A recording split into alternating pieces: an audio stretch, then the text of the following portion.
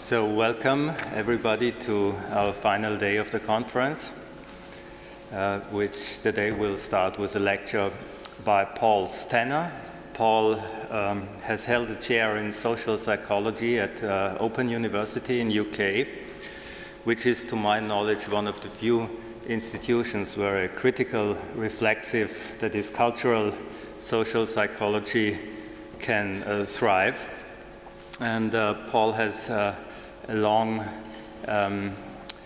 empirical research agenda with emotional aspects of experience, and has more recently developed a focused interest in gaps or paradoxes or voids in social practice that allow the differentiation of affects. I was particularly intrigued by a paper of him that came out 3 or 4 years ago, Affectivity and Liminality. And my hunch is that he will pick up on that a little, given that the title of his presentation is Affect on the Turn, Liminal Media for Affective Transformation. Paul. Thank you very much, Thomas. Thank you, and danke für die Einladung. Ich freue mich, hier zu sein, but I won't torment you with further very bad German. Now, in calling my paper Affect on the Turn, my intention is to harmonise with the theme of the conference, and in particular with the idea that the affective turn has turned a little sour. I originally come from Somerset, which is in the southwest of England, and there we would describe milk or apples as being on the turn when they're on the point of going rancid or rotten. But for us, being on the turn was not necessarily a bad thing. Somerset is well known for its cider, and to make good scrumpy cider, it's much better if your apples are a little bit on the turn. So, in what sense might the turn to affect be on the turn? And might it turn into something nice, like cider? I agree that much of the literature on and within the affective turn takes a sort of overly celebratory stance on affect, as if affect stood for all things spontaneous, collective, avant-garde, and progressive. This approach can now seem a little naive, as Bernd and others have pointed out, since it misses some of the very problematic and even exploitative aspects of affectivity and its technical manipulation. The first bit of my talk will therefore be a criticism of the concept of affect upon which the affective turn turns. But on a more positive note, I'll then propose that some of these weaknesses can be clarified and addressed with a carefully constructed concept of liminality. And this will include the idea that liminal experience is often managed, summoned, and navigated by means of what I call liminal affective technologies. So I'll start with my critique.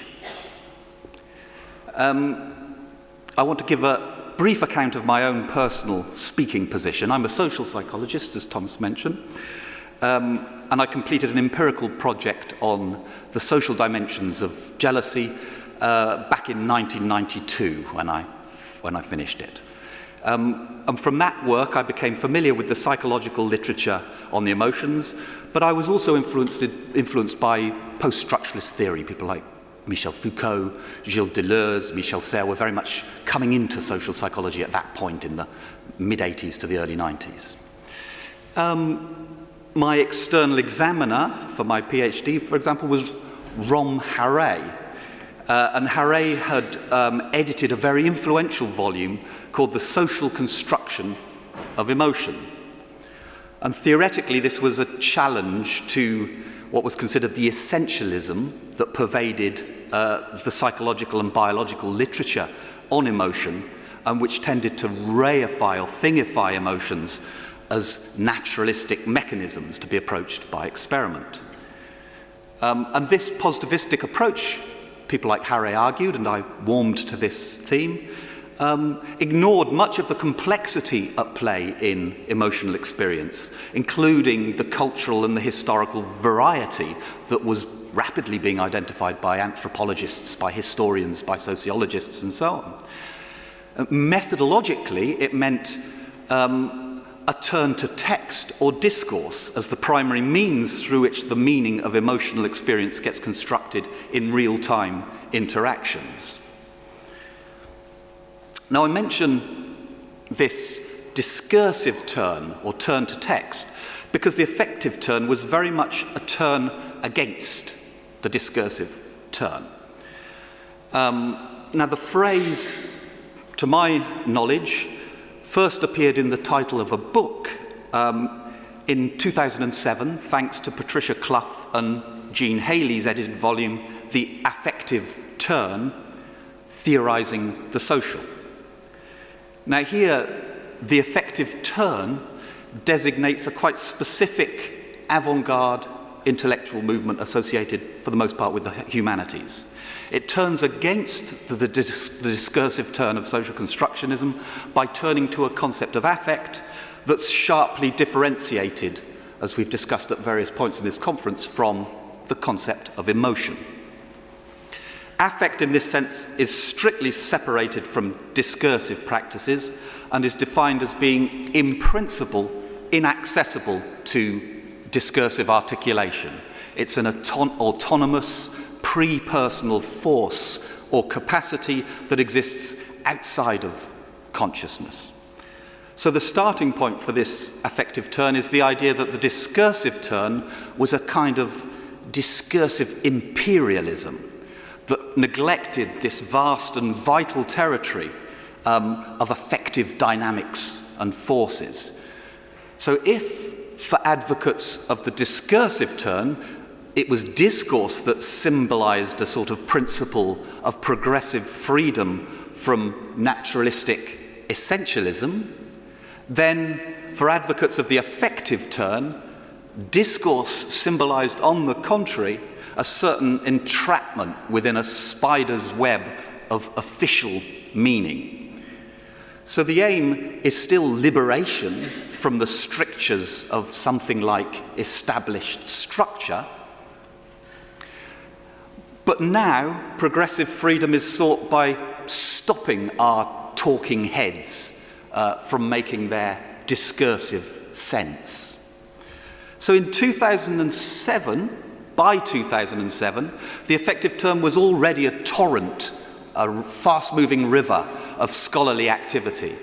But this torrent was fed by smaller tributaries which trickled and which began flowing at least 10 years before. So during the 1990s, I was teaching an undergraduate psychology course called Affect and Affective Climate, first at the University of East London and then at University College London. And this meant, because I was teaching this course, I kept a close eye on the literature that was coming out, the developments. And I noticed 3 separate developments that would soon flow together to form the affective turn. I'll simplify just by noting 3 publications which appeared in 1995, each of which challenged the constructionist focus on discourse and proposed a concept of affect that promised the hope of change and progressive freedom. Each works with a very different concept of affect, drawn from a re-engagement with classic psychology on the part of humanities scholars. The first was Brian Masumi's article, The Autonomy of Affect, which drew heavily, if a little partially, upon Deleuze's readings of Bergson and Spinoza. Masumi announces the wish to part company with the linguistic model of theory and proposes an account of affect as autonomous, pure intensity. Now, since in this account affect is a vital force and a virtual force that by definition escapes any signifying order, it's sharply distinguished from emotion. Now, all of this is argued in the name of freedom, in the name of novelty, the new. Hence, in Masumi's article, we've got all of these characteristic rhetorical features of the affective turn. The second publication from 1995 was an article called Shame in the Cybernetic Fold, written by Eve Kokovsky-Sedgwick and Adam Frank, then very prominent scholars in the field of queer theory. The article begins with a scathing attack on the limitations of critical discursive theory and proceeds to celebrate the biological theory of the affects proposed by the US psychologist Sylvan Tompkins. Again, through embracing Tompkins as a psychologist who, to quote Sedgwick and Frank, understands us, the stakes of freedom from what they describe as the moralistic hygiene of critical discursive theory.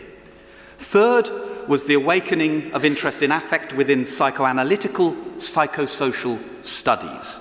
So in 1995, Anthony Elliott and Stephen Frosch edited a book called Psychoanalysis in Context, which marked a notable resurgence of interest in applying psychoanalytic theory to sociological questions. There's obviously a long tradition of reflection on affect within psychoanalysis, but at this point, a psychodynamic account of affect was presented as a challenge to the perceived hegemony of social constructionist theory. This is most clear in an article by Ian Crabb, in which he described social constructionism as a mass manic psychosis. It's self-explainable by unconscious affective dynamics that are at play in the community of scholarship that makes up social constructionism. Now, of course, there's a lot more to the affective turn than these three sources from 1995, but identifying them and specifying their common ground allows us to see how and why they might flow together to, one, challenge a perceived linguistic imperialism, two, find resources within psychology for an ultimately unconscious, biological and autonomous concept of affect that comes to be clearly distinguished from emotion, and C, adopt a rather celebratory stance where affect comes to stand for all things spontaneous, avant-garde, progressive and good because they break free of the discursive imperialism into which we'd been forcibly entrapped or caught in a spider's web, whichever you prefer. For me, Patricia Clough sums up contemporary affect theory when she boasts of, quote, toppling semiotic chains of signification and identity and linguistic-based structures of meaning making from their privileged position. Today, affect theory is more or less premised upon the firm distinction between affect and emotion that follows from this stance. So in the introduction to their affect theory reader of 2010, for example, Sigworth and Gregg state that affect implies vital forces beyond emotion. Now, although these developments have much to commend them, in my view, this pristine concept of affect upon which the affective turn has come to turn is confused and confusing. Sigworth and Gregg acknowledge this, I think, when they say in the beginning of that reader on page 1, first encounters with theories of affect might feel like a momentary and sometimes permanent methodological and conceptual free fall, like a free falling from an aeroplane. In my view, this is because much of it simply is conceptual free fall. Now, in a book that I've just finished writing, I identify about 8 different concepts of affect that are mixed together in this literature, leading to all kinds of confusions. I'm not going to go into all of them here, but I want to quickly examine one of the ways in which Brian Masumi in particular distinguishes affect from emotion in his 1995 article and linger on it a little bit. Perhaps because he's a philosopher, the distinction is pitched at a very abstract level and is presented with a bare minimum of empirical illustration. The empirical illustration is drawn from a reading of certain social psychology experiments. where he does illustrate his concepts, he draws upon some quite idiosyncratic interpretations of some very conventional psychological experiments, therefore. But I think we'll have to tackle that issue on another day. But first, Masumi says that his clearest lesson is that emotion and affect follow different logics and pertain to different orders. That's the message. Affect, he argues, follows a logic of intensity, which is autonomic in nature and to do with effect rather than content, whereas emotion follows a logic not of intensity, but of quality, which is semantically or semiotically ordered, and hence is fixed by the binary distinctions of a conventional system of signification. So for Masumi, we've got to distinguish two parallel but completely different orders. One order is about content, quality, semantics, the other about effect, intensity, and autonomic processes.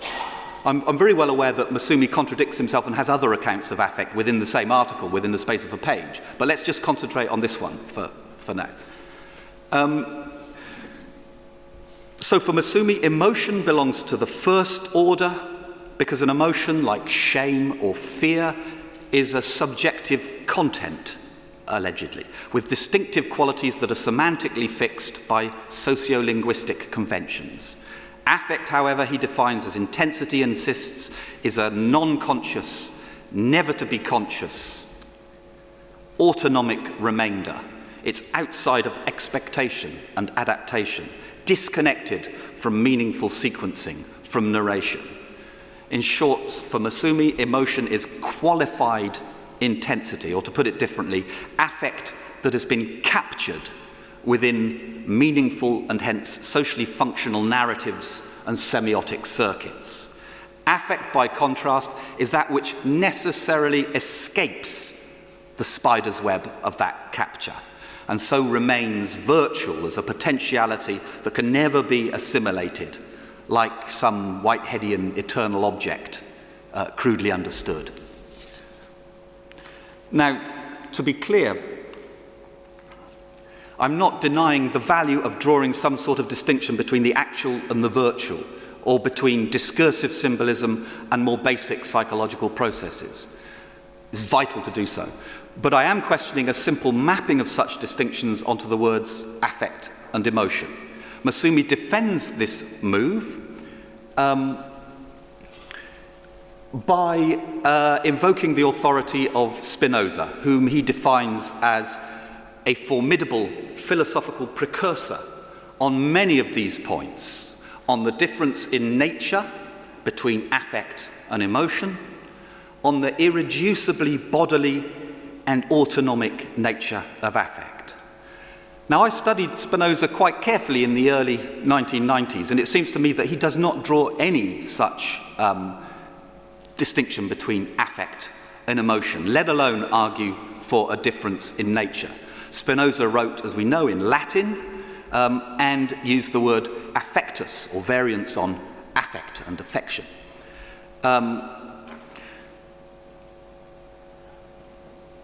He never used the word emotion, which is barely used anywhere until the early 19th century. The affections of a body are the modifications that occur in the course of an encounter with some other body in Spinoza. Spinoza discusses the affects at great length in his most famous book, The Ethics, and where he deals with concrete examples of affects, far from marking a difference in nature from emotion, he discusses what we would now routinely call emotions. That's to say, he discusses experiences called things like anger, fear, joy, jealousy, envy, and so forth. The important thing is his approach to these emotions, which always emphasizes modifications wrought by encounters.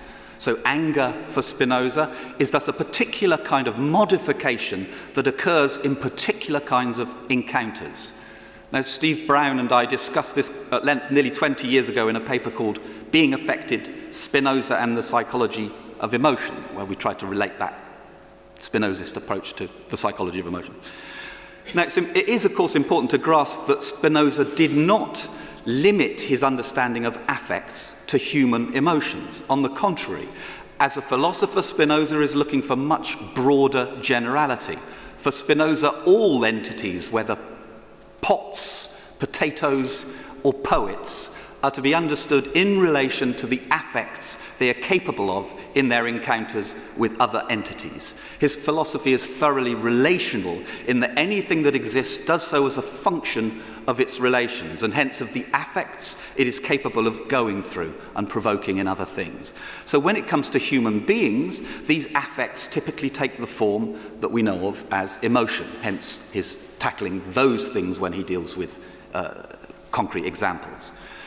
Now, although Spinoza does not do this, here we find a real basis for a distinction in which affect would be an ontological or metaphysical concept, and emotion would refer to affects as they express themselves at a specifically anthropological level. In other words, the ontological concept of affectus applies equally to snails and to people. Snails, these little creatures that have shells, but this does not mean that the experiences of snails and people are the same. A snail is not capable of being affected and of affecting others in the manner that we call envy, for example. Perhaps in some respects, we humans are not capable of being affected and affecting other things in the manner of a snail. We must recognize the difference, which all of us do. Furthermore, taking Masumi's second claim, it seems to me that Spinoza nowhere argues for the irreducibly bodily and autonomic nature of affect. On the contrary, Spinoza is most famous for his insistence on thought extension parallelism. He resolutely refuses to consider thought and extension as two separate substances. That is the point of Spinozism, not to reduce things to the bodily, but to insist that the bodily is always at play in any experience. They're very different propositions, and we just shouldn't mix them up.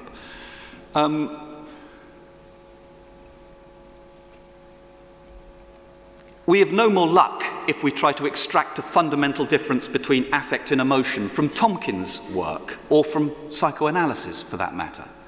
Like Spinoza, when Tompkins discusses the affects that make up the affect system, he refers to what ordinary people would call emotions, the experiences we call anger, fear, shame, disgust, joy, and so forth. He might introduce a few others like dismay, but we know what he means, right?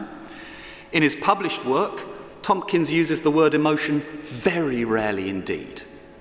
I challenge anybody to find a usage in Tompkins' actual writings.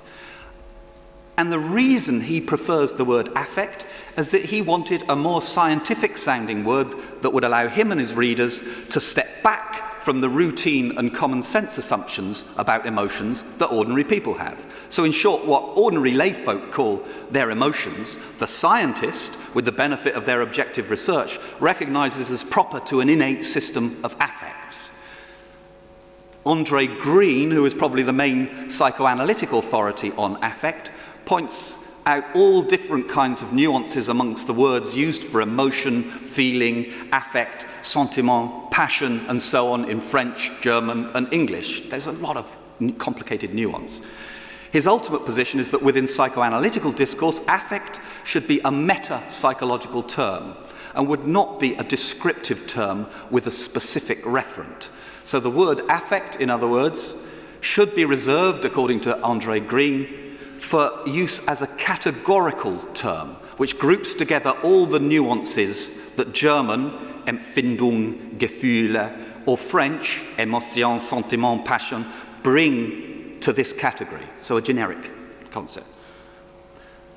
Now, if what I've argued is correct, then it seems that the concept of affect is not capable of sustaining an entire turn or new field of affect studies. But this doesn't mean that this literature is so far on the turn that it should turn us off. On the contrary, it's part of an emerging intellectual agenda that is, if anything, much bigger. We have not let the apples turn far enough to get the cider that we desire. So in my view, the turn to affect is not a rejection, or should not be a rejection of the discursive turn, but a deepening of it. The discursive turn never was, in fact, about linguistic imperialism, apart from in its weak and poor moments, and we all know that they happen. We're all capable of them. It was a protest against an overly static mode of thought associated with essentialism. In other words, it was a protest on behalf of thinking in terms of processes. The affective turn, to my mind, is best understood as a deepening of that processual mode of thought. It's a deepening that extends it in a transdisciplinary direction, applicable as much to the natural sciences as to the social and the cultural sciences, which naturally turn to discursive processes when they first want to analyze human encounters. But as we've seen, transdisciplinarity, despite being a hard word to say, is still easier said than done. Now, understood in this way, the distinction between affect and emotion is not our main concern. There's a more important distinction at play within it, and that is the distinction between structure and event. For example, when Masumi argues that approaches are, quote, incomplete if they operate only on the semantic or semiotic level, he states that what they lose precisely is the expression event in favor of structure. Structure for Masumi, and here he's probably over-exaggerating things, but I like his reference to the talking heads, is the place where nothing ever happens. That explanatory heaven in which all eventual permutations are prefigured in a self-consistent set of invariant generative rules. Event, by contrast, is the collapse of structured distinctions into intensity, of rules into paradox. Now, Masumi begins to be productive when he's not looking at two different categories, affect, emotion, but when he's talking about transformations, when something turns into something else, when the laws that work in a normal situation cease to work and become paradoxical, when things that are, if you like, mostly extensive go through a twist, a turn, and become intensive. It's that transition, that transformation, that we should be focusing on and not the rest.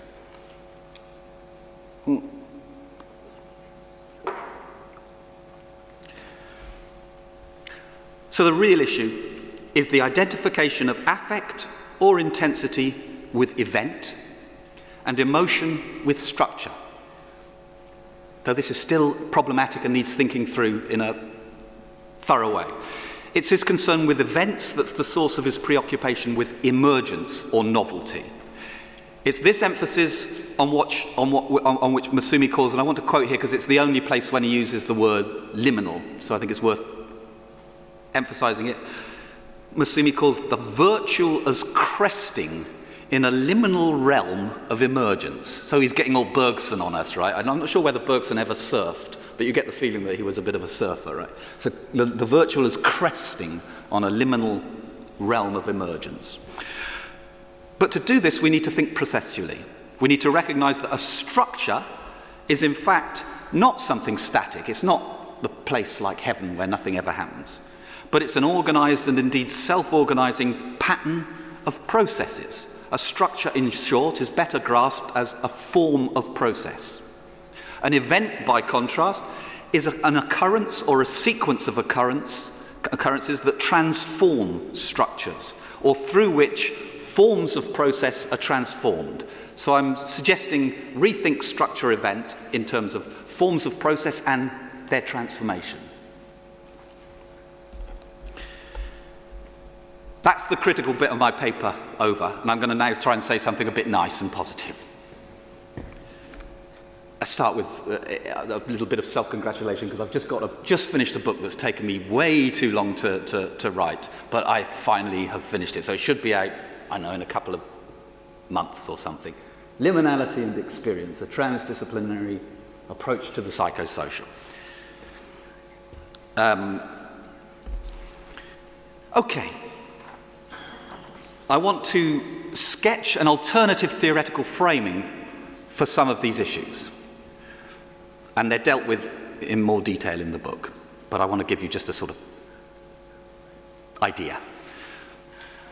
I propose that the preoccupation amongst affect theorists with what might be called intense events of becoming can be usefully reframed with a suitably crafted concept of liminality and liminal experience. Now, crafting this concept of liminality means moving well beyond its origins in the field of anthropology, where it refers in a wonderful way to the middle phase in a rite of passage. Now, in my own work, I've extended this notion of a liminal occasion to include any occasion of passage during which some form of becoming takes place. This then has transdisciplinary reach. It's applicable to across the, if you like, the spectrum of the sciences. I've called this ontological liminality, and from the perspective of anthropological liminality, that anthropological liminality would be a special case as it pertains to the lives of humans. Let me link this with my theme of being on the turn. So at a specifically anthropological scale or focus, liminal occasions are significant turning points in the lives of individuals and collectives. These turning points or transitions are occasions when what I call psychosocial forms of process, to specify the type of form of process, are suspended or interrupted or collapse or go through some sort of a transformation or a metamorphosis. I use the unfamiliar phrase psychosocial forms of process because human social and personal existence is a complex and tightly patterned unity of subjective experiences and objective expressions bound up in flows of coordinated action mediated by discursive communication and situated within broader dynamics of power. So the phrase psychosocial form of process is therefore designed to indicate that the routine practices of ordinary everyday life always presuppose a complex and fragile composition of forces that are ultimately processual in nature and composed of events. Now, for this reason, occasions during which these forms of process are interrupted or suspended or transformed tend to be very emotionally intense for those involved and tend to generate a particular quality of affect that I call liminal affectivity. Now, philosophically speaking, I locate the approach I adopt within a tradition of process thinking that is inspired, for the most part, by the British philosopher and mathematician Alfred North Whitehead. Now, the following quotation is from a book that Whitehead wrote in 1938 called Modes of Thought, his last work, where he says, "Nothing is more interesting to watch than the emotional disturbance produced by any unusual disturbance of the forms of process. The slow drift is accepted, but when, for human experience, quick changes arrive, human nature passes into hysteria. For example, gales, thunderstorms, earthquakes, revolutions in social habits, violent illnesses, destructive fires, battles are all occasions of special excitement. They're perfectly good reasons for this energetic reaction to quick change. My point is the exhibition of our emotional reactions to the dominance of lawful order and to the breakdown of such order. When fundamental change arrives, sometimes heaven dawns and sometimes hell yawns open." Now, this tradition of thought has older roots. Back in the 17th century, our friend Baruch Spinoza makes a very similar point in the preface to his theological political treatise. So he draws a contrast between well-structured and rule-bound situations and situations of doubt in which people are, quote, driven into straits where rules are useless. It's probable that he had in mind situations of war and religiously inspired conflict that were endemic before and during his lifetime and that affected him personally, of course. In well-structured circumstances, Spinoza suggests, the human mind tends to be, quote, boastful, overconfident, and vain. Most people, quote, when in prosperity, are so overbrimming with wisdom, however inexperienced they may be, that they take every offer of advice as a personal insult.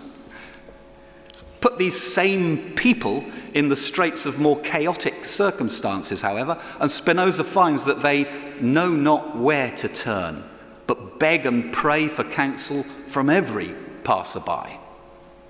They fluctuate, he says, pitiably between hope and fear, and become superstitious and generally very prone to credulity.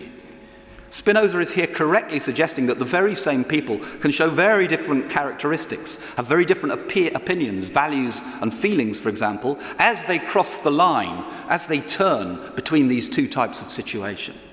What I call the liminal affectivity that Spinoza here invokes arises from the fact that forms of process that were taken for granted have been perturbed or disturbed. As I just described, since human subjectivity is intricately woven into the forms of shared meaning that make up our various social practices, any significant disruption to a social form of process will shock and uproot the psychic constitution of those who participate, and will disrupt the capacity for standard forms of coordinated communication that make up our normal society. To return to my theme of turning, in these situations, it usually feels, at least at first, as if our lives have taken a sharp downwards turn for the worse. This turn or swerve can, of course, be conceived as a passage, and we should recall that for Spinoza, the affects are nothing but the experience of passage or transition. Suffering and distress, to quote Spinoza's Ethics, are passive states of transition, wherein the mind passes to a lesser perfection, whilst joy and merriment are also passive transitions, but transitions in which the passage is to a greater perfection. We must not forget then that for Spinoza, affects are experiences on the turn, or experiences of the turn. But these situations of doubt and crisis, described by Spinoza and Whitehead and many others, are just one kind of liminal occasion. I call them spontaneous liminal occasions, to the extent that they're more like things that passively happen to us than things that we actively, self-consciously enact for ourselves and by ourselves. So although the distinction is analytic in nature and never encountered in pure form, spontaneous liminal occasions can be usefully contrasted with what I call devised or self-generated liminal occasions. These are liminal experiences that we do to ourselves and to each other. For those of you who know the liminality literature, it will be clear that I'm influenced here by Victor Turner, who wrote about unstaged and staged liminal situations. But I depart from Turner in that the metaphor of staging, although very vivid and useful, is overly limited to the model of the theatre. The same applies to all so-called dramaturgical theoretical vocabulary within the social sciences, and to most theory whose keyword is performance or performativity. Let me explain why, because it helps me to get across a couple of other points as well. The theatre, as we know, is a relatively recent cultural form. It came into existence only at the beginning of about the 5th century BC. So if we use a dramaturgical method, we've excluded human beings from most of our existence. And it then virtually disappeared again, only to be given new life by Shakespeare.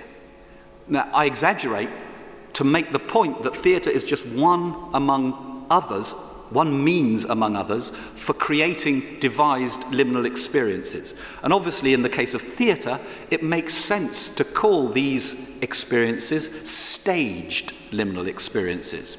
It makes sense because the theatre has a clear and archetypal contextually instantiated division between an audience who observes from the auditorium, or the theatron as it was called, and players who act on the stage.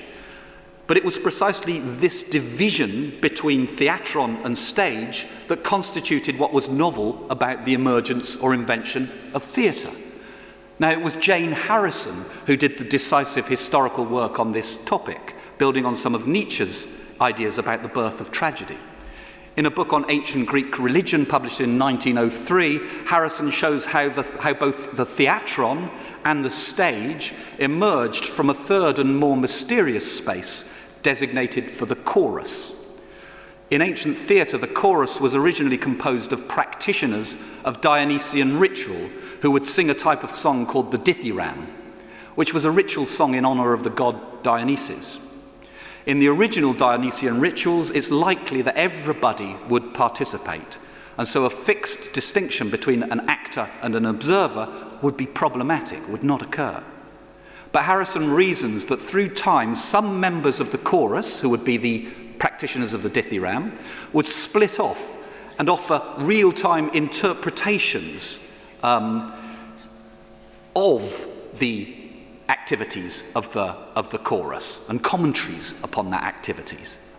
And these new activities of the actors would be observed by an equally new category of spectators who were not obliged to participate. So the spectators could simply enjoy the interpretations, commentaries, and embellishments that would soon supplant the chorus and become the main action of tragedy and comedy in the new medium of theatre. So the psychosocial importance of the emergence of theatre can hardly be overstated.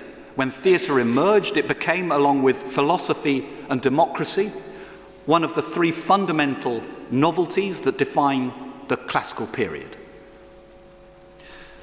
Now, I've discussed the emergence of Greek theatre to explain why I consider the expression staged liminal experience to be too limited and prefer instead the word devised or self-generated. Harrison's work shows the dependence of theatre upon a much older means for self-generating liminal experience, namely ritual. In fact, we might say that Harrison is fascinated with ritual at the historical moment at which ritual begins to mutate into theatre. She's interested in ritual on the turn into theatre. Ritual, as I've emphasized, is precisely not divided into a group of actors who perform for a group of spectators. To call those who participated in the ancient rites of Dionysus actors who perform is to seriously misunderstand the sacred nature of their activity. It's not a matter of playing a part, but of becoming other through ritualistic means, and thereby encountering forces that are to be taken very seriously indeed. Likewise, the others present are not detached spectators enjoying the spectacle from the critical distance of their designated location, and we see how philosophy emerges in dialogue with this. But more or less active participants who both witness and contribute to the process of becoming. If ritual is a device for self-generating liminal experience of a predominantly sacred kind, then theatre is a device for self-generating liminal experience of a predominantly aesthetic kind. Ritual and theatre are therefore quite different and not to be confused. And yet they share a fundamental similarity that we might well say, following Harrison, that at a certain crucial point turned into theatre. Now, since ritual has existed long before 500 BC, it could be considered the older of the two forms, and yet both can also coexist, and theatre might also turn into ritual. And there might be some sort of zone of indiscernibility between them, and we can use those thoughts to analyse the various forms of theatre. Now, in my recent work, I specify the fundamental similarity between ritual and theatre, having emphasised their difference, by calling them liminal affective technologies. That's what they share in common. They are, in other words, means or media or methods or devices, we've yet to settle the precise definition for those terms, through which we can self-generate liminal experiences of becoming and manage, navigate and enjoy the liminal affectivity that is brought into play. This also allows me to express their difference, since they're different liminal affective technologies. And continuing my theme of the turn, we might say that ritual is a technology for turning affectivity into sacred experience, as I've mentioned. But ritual and theatre are also not the only liminal affective technologies. Sports and games, viewed from this perspective, can be thought of as technologies for turning affectivity into ludic experience. Nor is theatre the only aesthetic technology, since we must add each of the other muses, including music, painting, dance, and so forth. So I've identified 3 broad types of liminal affective technology, corresponding to the sacred, the aesthetic, and the ludic. It's interesting to observe the extent to which the sacred, the aesthetic and the ludic types, rather, it's interesting to observe the close relationship that they have to the sacred type produced by ritual. Ritual can be considered the matrix of the muses and of the sports, to the extent that it contains and nourishes them in embryonic form. So the masks of theatre were born in ritual. But ritual also mixes elements of dance, music, storytelling, as well as sport-like tests of skill and endurance. And just like ancient theatre, the old Olympic Games, as we were discussing at lunch yesterday, were at first a thoroughly sacred affair. So we might say that, historically speaking, sacred ritual takes a turn towards the ludic and the aesthetic forms, which spring from it like seeds from a pod. But even when they're independent from the sacred form, the arts and the sports never quite lose the tinge of religious significance that clings to them, as it were.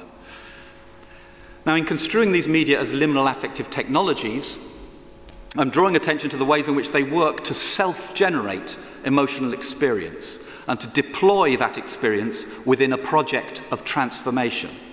So when we listen to a piece of music, especially a piece of music that we really like, or when we play an instrument ourselves, we do so to produce emotional effects, to self-generate emotional effects. These activities share with ritual this common aim of producing moving experiences that are somewhat out of the ordinary and that are conducive of some form of psychosocial transformation. Now, most psychology of affect misses the entirety of these self-generated or devised affective experiences. It concentrates instead on a sort of, I'm being a little crude here, but forgive me, I hope my colleagues forgive me as well, but a sort of Captain Caveman image of the human being still pervades mainstream psychology, in which affects are viewed as raw survival mechanisms. So fear for flight, anger for fight, love for some other F word that somebody could come up with. In drawing attention to devised liminal affectivity, however, my intention is not to deny the brutal realities of this Captain Caveman, where nature appears in the raw with tooth and claw. In fact, the true value of the distinction that I've tried to draw between spontaneous and devised liminal occasions is the productivity of the contrast that it permits. There's no pure spontaneous or pure devised experience. Rather, everything falls somewhere betwixt and between these two, as I say, analytic types. But it could even be said that liminal affective technologies, the devised ones, function precisely at the turning point between these modes. They're devices for turning emotional experience into something else. On the one hand, the devised liminal experience, self-generated through liminal affective technology, helps us to navigate and to manage spontaneous affectivity.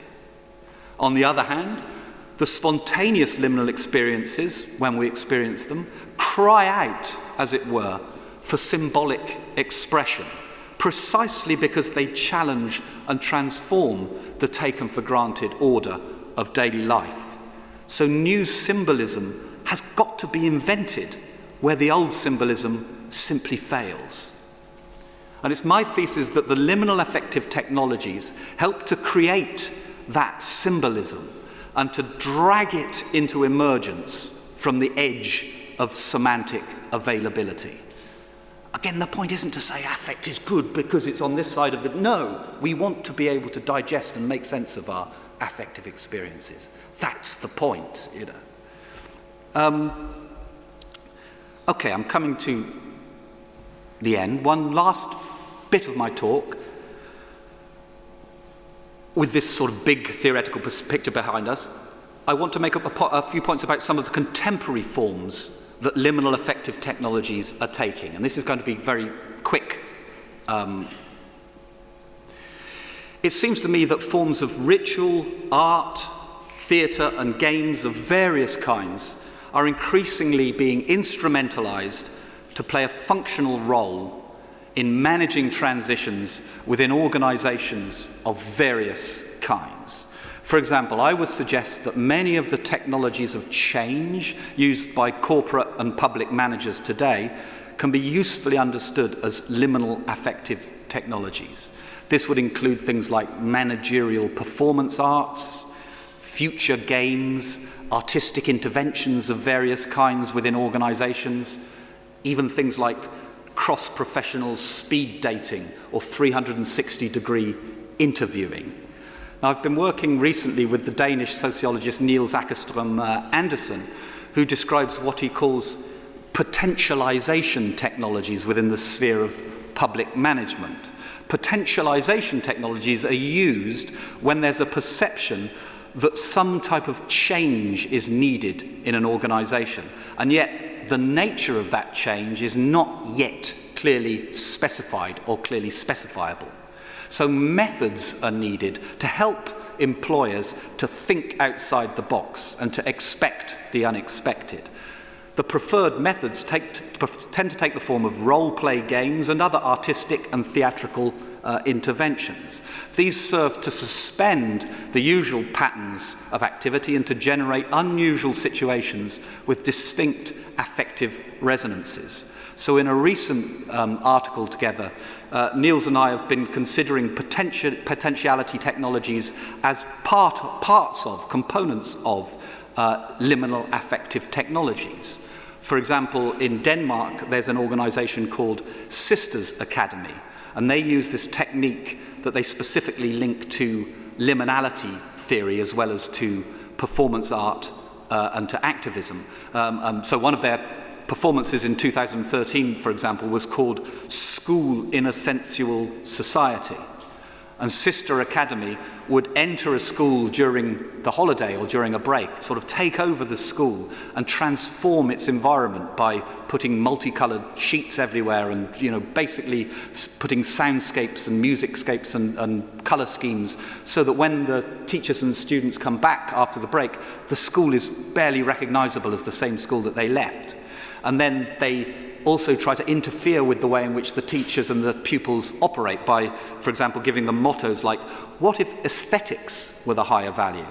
How would your subject and your teaching look if aesthetics were the real value? And then challenging them to... So this sort of intervention we're construing as a liminal affective technology. Another example, also from education in Denmark, comes from the work of Doretta, but I can never pronounce her name, probably my Danish. Bergson. Thank you. Now, as in many countries, Danish schools are increasingly perceived to be stuck within old structures and to be in need of change in the direction of greater flexibility and adaptability. And one technique that's being used in some schools is the introduction of a new flexible timetable. So the new timetable is specifically designed to disrupt the assumption of continuity. For example, that the same class will be taught in the same time slot each week for a whole term. This is an unnecessary restrictive associative procedure according to this intervention, and we need to introduce a new technology to scramble things, to disrupt things, to introduce new possibilities of connection. So instead, a new flexible timetable is reconstructed at the end of every week. So you don't know from one week to the next what you'll be doing in the following week. And the idea is that then you can reschedule things in collaboration with your colleagues and so on. Now, amongst other things, Doretta and I have been thinking of this as a liminal affective technology, and it's a particularly interesting case because this really didn't work very well. I'll leave it to Doretta to explain in more detail the empirical, but it caused chaos and caused a sort of major disruption that never quite worked properly. And our thesis is that if you construe this as a liminal occasion, a liminal affective technology, you can actually more usefully understand what's going on during those processes and help, if you like, the passage across. Have I still got time? How am I doing for time?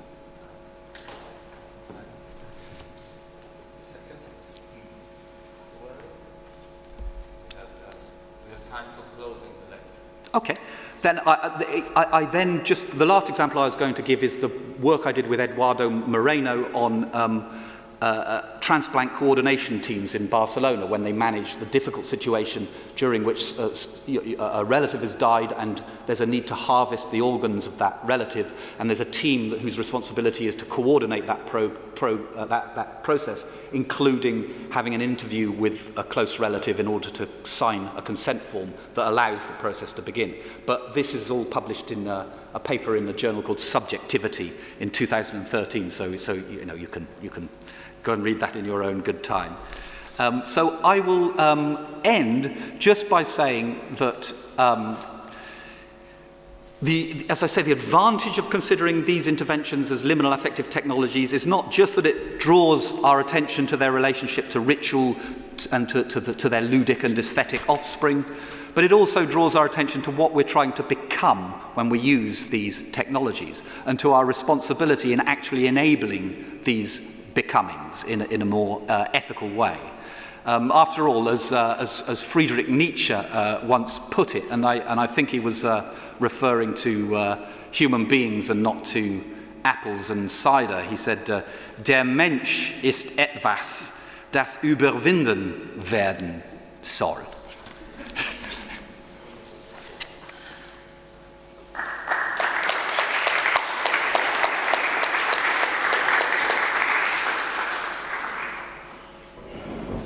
Well, thank you for this big picture in which you positioned the affective turn in the history of recent European ideas. And thank you also for not leaving us in despair totally in regard to our discourse on affectivity.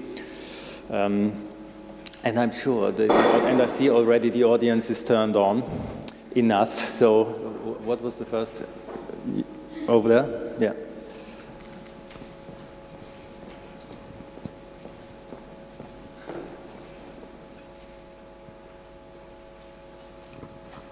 Thanks a lot. I have one question. Perhaps I should tell my background. I'm not questioning now as a theater scholar, theater science scholar. I'm this too. There are a lot of questions for your notions, but the questions I want to put in now is more for media science, media studies. And what if your ideas are linked to like a new regime of resilience? So to bring us in a permanent state of being alerted, of being liminal in your understanding, not yet, not anymore, but not yet. So we are trained to be adopted to every new situation. It's like a crisis management by liminal affectology.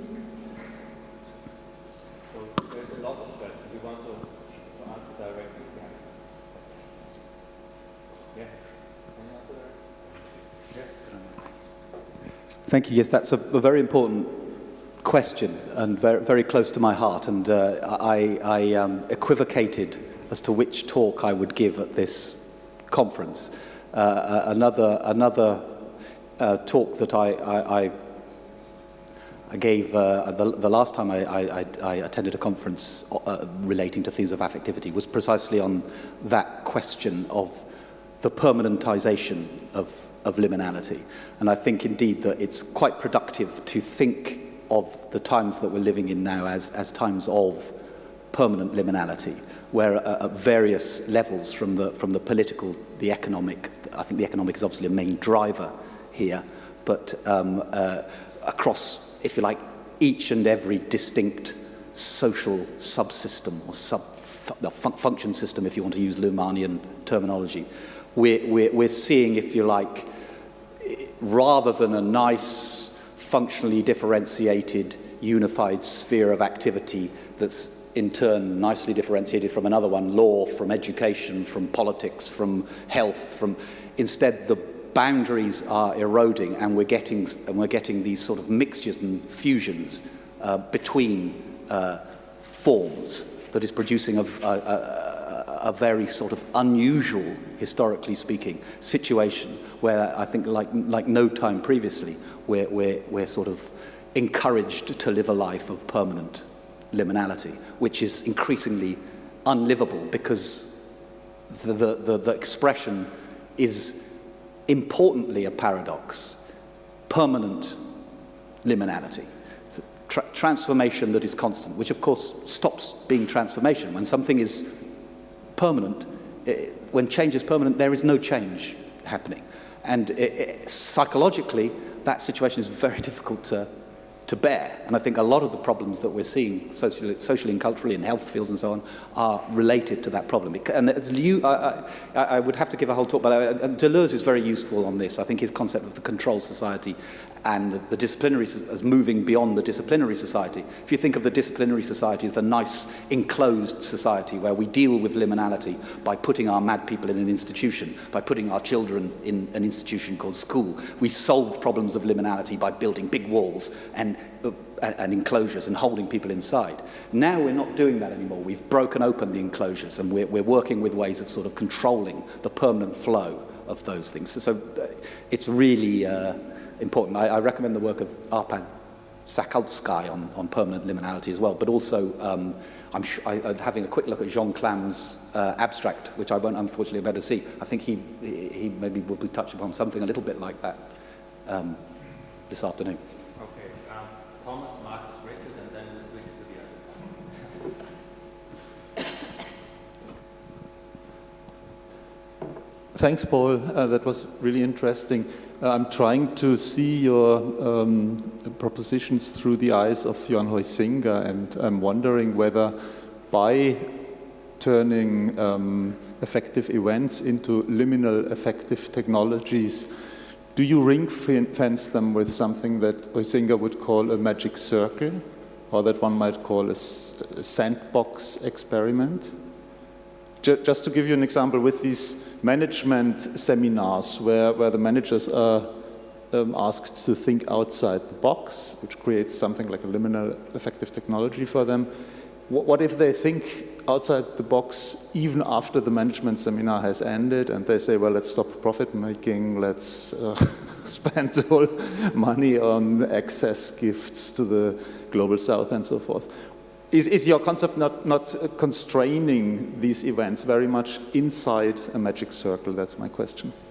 Well, again, it's a very important point. I mean, I've always hesitate before presenting this distinction between spontaneous and devised experiences, or between structures and events, because obviously it's an analytic distinction. And obviously on one level you can understand any supposedly structural occasion is actually made up of a series of events unfolding through time, and some of them will be opening up potentials for transformations, and you know, so it's really a matter of perspective what counts as event and what counts as structure. And so the tools cannot be used crudely. They just, what I want to do is draw attention first of all to the fact that we need to recognize that there's an important difference between, if you like, a moment of experience in which things are formed into a unity, and then a moment of expression in which things are passed on in a more objective way. So this sort of pulse of experience way of thinking is very important to get across. But talking about sort of the management technologies, and personally I find it useful to reflect on them as liminal affective technologies so that you're not so susceptible to them. I mean, we've all been put through these things, right? We all know the deal is that we want 3 or 4 people to be working on this new committee, and they're unfortunately all stuck in their ways with their own paths already mapped out, so we need to melt them down a little bit so that we can reconstitute them so that they'll take up these new roles, right? So you have this technology, you have your 360-degree interview or your sand pit, and then you commit to a new course, and then afterwards, right, now you're on that course, right? So there's a clear pattern to how these things work. We're not supposed to stay permanently in that state, but that's a sort of different level of argument to the permanent liminality one. I think you could say that within all organizations nowadays, the issue of what to expect from the future is becoming more and more a problem for organizations systemically across the board, because we don't quite know what to expect of the future. And if we don't know what to expect of the future, how do we plan for the future? We need to entertain constantly ideas of the possible future. You know. So anyway, that. Are you ready for your question? Yes, thank you very much. It was a very exciting talk. I would have many points to attach to, but I try to restrain myself to 2 things. I really liked your notion of the liminal affective technologies, and it dawned on me that very fashionable notions like immersion could very well be analyzed as a liminal affective technology in a very precise way, because now it's kind of fashionable to use immersion as a be-all, end-all notion for very diverse occurrences, very diverse things that don't really have a common tertium comparationis. And liminal affective technologies could be one that is especially suited for this. This is one side note. I really liked that you got to play and game, because this is one very important part, especially when you come from the theater. I had to think about Nietzsche's notion about the Greek theater as a kind of ascending as a kind of dream state. No? The chorus is a dream state of the public who sits in the theater. The skene, the play on stage, is in itself a dream state of the chorus, and so on. It's that all this is conceived in the way of the dream has a connection to Gregory Bateson's notion of game. Gregory Bateson's, which for me is the most one of the best notions of play there is, because it deals with play as a medium of dealing with liminality. And this fits. It's just a commentary. The last thing, which is a question: what about this? What about the dark side of liminality? We were talking about permanent liminality, and of course, it isn't possible. It's you showed this right away, that this is a paradox in itself. But regarding the refugees and so on, there is a state of permanent liminality which is unbearable, which is existential unbearable, and we tend to always talk about liminality in terms of art, in terms of the emergence of the new. There are positive connotations, but there's a state of liminality which is an unbearable existential dark side, and how would you comment on that with your theory? Thank you. Sorry. Thanks. That's again really, really important, because in a sense that's why I want to make the case that in distinguishing the spontaneous liminal experiences, which for the most part are negative, not necessarily, but for the most part, just as most of Spinoza's affects are negative affect, the only positive one is joy, right? And there are things that happen to us and that entail the, if you like, collapse of the structures that we work with, tend to be pretty unpleasant. And that's why I want to sort of link together the relationship between a staged or a devised, as I prefer to call them, liminal experience, and a spontaneous one. Because that's why I think in Greek theatre tragedy is really the key business, and why comedy is a sort of way of another way of dealing with the tragic, you could say. These are ways of dealing with really difficult experiences for which we have no words, for which we need to reconstitute the being that we are. And that process of reconstitution has to start with, if you like, a pre-discursive register. Before we can put things into words, we have to symbolize them to ourselves. We have to at least grasp them in an intuitive way. And the arts and ritual and games are ways of presenting to ourselves these sort of presentational symbols which give us material that can then be discursively articulated, you know. That's why I think there's a profound truth in the idea that myth in the history of religion is a re-articulation of what's given in ritual. We begin with ritual, but when we start to cognitively articulate, if you like, discursively process, we start to get myth. When we start to question myth, we invent philosophy. When we start to question philosophy, we invent big forms of religion. When they become a problem, we invent science. Now we're in the need of a new liminal affective media for making sense of our current situation. Right? That's the big question that we're grappling with. It is not about affect, right? Thanks. Two comments, really. You can respond or not, if you will. First, although I think your critique of Masumi is a little unfair, at least tonally, I don't really disagree with much of what you said. I criticized him myself for eliding all of the mediations and transformations through which affect operates, and they operate sort of, these transformations is what you call liminal affective technologies. And so this invidious distinction is a kind of weak one when you just prefer one state over another and when you ignore, as you say, these kinds of transformations.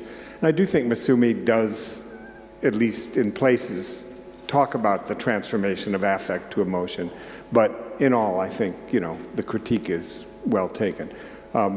Also, just let me say that I found the talk very suggestive in many ways as well, and I have, it'll change how I will rewrite the paper I gave 2 days ago. But I want to just add another observation or an example that I think helps perhaps support, you know, your argument or harmonize with your argument, that really comes from my own early work in graduate school on the American transcendentalists. And in my reading of these people, writers like Emerson and Thoreau don't advocate, as people think they do, transcending to some higher state in the sense of moving from an earthly embodied state to a higher communion with the oversoul or God, but rather for them the key is in the trans, in the crossing over from one state to another. Transcendence is in the crossing. It's a kind of liminality, and a liminality for them of optimism, not pessimism, as you were suggesting, is often the case. And then if you'll just allow me, I'm going to read a short passage from Emerson's journal because it's a wonderful example of this. After he resigned from the ministry of the Unitarian Church in 1832, he went on the European tour that young Americans took in the 19th century. And he stopped, of course, in Rome. And on Maundy Thursday, he watched the Pope. And he says, these forms, you know, strike me more than I expected, and yet how do they fall short of what they should be? Today I saw the Pope wash the feet of 13 pilgrims, one from each nation of Christendom. After the ceremony, he served them at dinner. This I did not see. But Gregory XVI is a learned and able man. He was a monk and is reputed of pure life. Why should he not leave one moment this formal service of 50 generations and speak out of his own heart, the father of the church to his children, though it were but a single sentence of a single word? one earnest word or act to this sympathetic audience would overcome them. It would take all hearts by storm. And so for Emerson, you know, the pomp and circumstance of the Catholic Church, he says he was moved by it, but he found it to be a little bit staid. And for him, the move, if the Pope had just gotten out of his role and in this kind of liminal moment, that for him would have been more affecting and powerful. So anyway, I found that really, I liked your talk because it gave me a way to understand some things I've thought about for some time. So. Yeah, thanks. No, that's really good. I mean, just one quick thing about, because I think this question of the fundamental ambivalence of liminal situations is really important to sort of underscore that they, when you suspend structure, things become mixed in a bit betwixt and between way. And the best formulation I've come up with to think of that sort of almost logically is that it's a situation of both and neither nor. Now, the both and is great. That's the positive side of it. The ambivalence means two values, you know, or oscillating between two values. The good thing about liminality is you can have your cake and eat it, both and. Great. The possibility, we can be everything. The bad side is neither nor. You get nothing. You're destroyed. It's pure negation. And a liminal situation is equipotential. By definition, it's hovering between those possibilities because it's not actualized. And that's the danger of just celebrating it as some, you know, happy thing. It's something you've got to really carefully manage because disaster is, as Whitehead said, hell yawns open and heaven dawns. You know. Thanks, Paul, very much. And I'll try to be very, very brief because, you know, when I wrote my book, Desire After Affect, which came out, the German version, in 2007, I did quite a tour like you did, you know, in the beginning of your talk. I introduced in this book the term of affective dispositive, paraphrasing Foucault. And I was asking, you know, which driving forces can we name which might be interested in this affective turn? And, you know, it's, as you said, you know, just, you know, in the discussion, it's not about affect. And I would say, you know, I totally agree with you, it's not about affect, but it's an interest in getting beyond, or I don't know, you know, how to call it, beyond the symbolic system. And I guess, you know, the liminal zone you have been structuring today or presenting today is exactly in a way the answer. It's not, you know, in negative and positive terms. And I would say, you know, the Kahneman story I have presented 2 days ago, very briefly, with System 1 and System 2. And I would say, you know, the liminal zone is a kind of System 1, or it's, you know, it plays in one way or the other the same, it has the same function, or it could take over the same function as you describe your liminal zone. And I think, you know, that in economic terms, in political terms, in many, many directions, this interest in this zone, to call it that way, is very obvious. And you said, you know, immersion, or, you know, many, many other moments. So I think, you know, we have it in both ways. And I think, you know, the conference made it for me very, very clear that we are on the turn to see the both sides very clearly, and to also to recognize it's not about, you know, affect versus emotion, or emotion versus feeling. It's a liminal terrain, so to say. Yeah, thanks. No, I completely agree, and you know, I do feel a little bit self-conscious about having criticised Brian Massimo. He's a wonderful writer. He's inspired me a lot. Right? It's just that I think there's a lot that's not quite clear in there, and I think he does have in his work that insight, if you like. I could have pulled out the Brian Massumi that says that. The trouble is, the bit that's been picked up, if you like, and the bit that he's emphasised is just the wrong bit, as far as I'm concerned. But you know, I've never met the guy. I hope he doesn't listen to me. Okay. Before we continue, let me check back with the organizer. I understand that the second panel will be shorter than expected. So, and I see 3 more questions. Okay. So, then continue with Diana. So first of all, thank you for this marvelous talk. I'll keep it short. the self-generated liminality. I'm interested in it especially with regard to emotion navigation, emotion regulation. So how would that translate in that domain, sort of what motivates this self-generated liminality? Because like in emotion regulation, a domain that would mean to self-experiment, self-simulate, maybe like through music, maybe through putting yourself in an unpleasant experience in order to catalyze an experience that might have transformative effect. But I still wonder, like, what is your take on what motivates this desire to self-generate liminality? Thank you. Yeah, I suppose there's the pure self-enjoyment of the experience. So, for example, I think any event that we encounter, roughly speaking, you can encounter in two different ways. There's a lovely example that Whitehead gives of this, which works for me. So I'll tell you that one if I can get it across quickly. He talks about you hear the sound of a horn, right?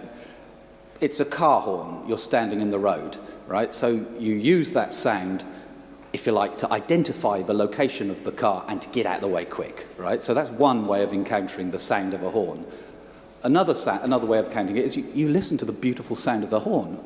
What a beautiful sound. You enjoy the sound of the horn.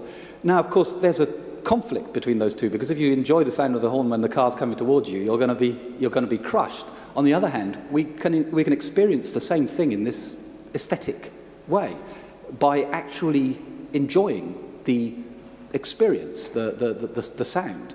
And I think that's why I sort of do this routine around the Captain Caveman image of the human being versus, if you like, an aesthetic concept of the human being. I think, first of all, we are creatures who want to express ourselves, want to paint our caves and have really nice experiences. So it's self-motivating in that respect. It's the most enjoyable thing to be doing.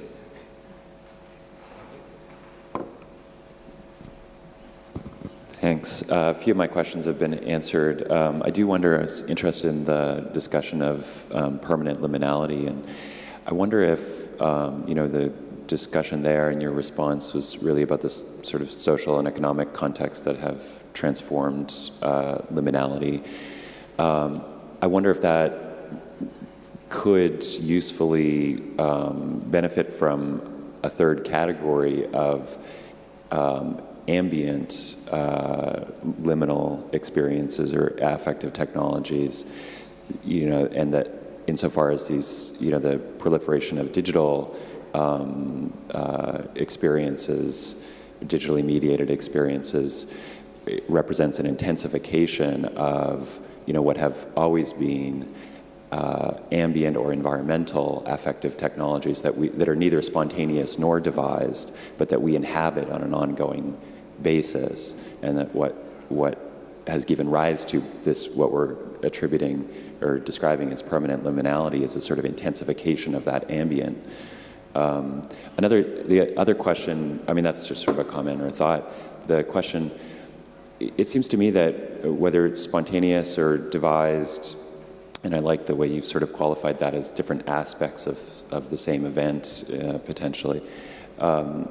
I wonder how you conceptualize the sort of manner in which, or the extent to which, emotions and emotional responses carry over from one event to another, and that, the way in which we experience successive events with a legacy of past affective experiences and the affective technologies that have engendered those emotions. How do you sort of conceptualize that continuity, since you are so, you're so focused on process? Yeah, I mean, I think it's a different account of emotions. So if I understand where you were coming from, you defined emotion as a product of a social situation. So you put the emphasis on emotion as the sort of dependent variable that is produced by a set of conditions. Whereas I would say that emotion is not just the product. Emotion is also, if you like, the stimulus that produces a product, but it's also the process of the formation of the product. So Whitehead talks about the concrete being made through a process of concrescence. That process of concrescence he calls feeling. So feeling is the transition. Feeling is the movement from one thing to another. So it necessarily is about continuing. And then just very quickly on atmospheres. For me, architecture would have to be considered to be a liminal affective technology that is concerned proximally with atmospheres, with if you like, the broader, less tangible aspects of the emotional experience. But that's no different in principle from, say, most rituals would take place not anywhere, but in a very carefully chosen location, maybe on top of a hill with sight of the entire surrounds, or in a deep cave that can be barely lit with candles where you've produced your cave painting, or at the base of a huge cliff that strikes awe and fear in you, just like the car does, but at the same time you can enjoy that awe, and you do it there. So we self-select the atmospheres, the environments that create it's not a separate concept, like a third concept. It's part of any, if you like, self-respecting liminal affective technology creates the emotional environment, creates the atmosphere, creates the... Do you see what I mean? A last and very short question. Regarding the liminal affective technologies and your three types of that, sacred, aesthetic, and lucid, I asked myself, what about drugs? Yes.